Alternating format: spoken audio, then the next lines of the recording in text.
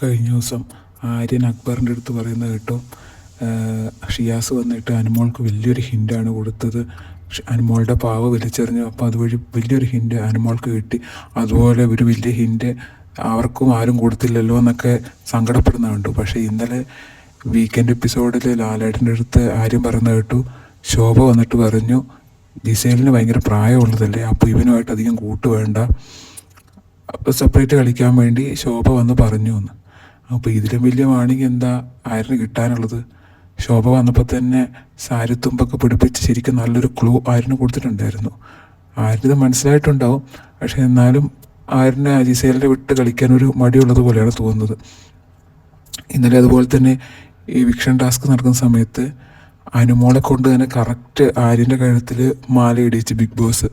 അപ്പോൾ ഇതൊരു ക്ലൂ ആയിട്ടാണ് എനിക്ക് തോന്നുന്നത്. ശരിക്കും പ്രേക്ഷകർക്ക് ഇഷ്ടം ഈ ഒരു കോംബോ ആണെന്നാണ് ബിഗ് ബോസ് പറയാതെ പറയുന്നതെന്ന് തോന്നുന്നു. കാരണം ഈ ഒരു വീഡിയോ വന്ന ശേഷം അതിന് താഴെയുള്ള കമൻസിലും അങ്ങനെ തന്നെയാണ്. ഇവരുടെ ഒരു കോംബോ ആണ് പ്രേക്ഷകർ കൂടുതൽ ഇഷ്ടപ്പെടുന്നത്.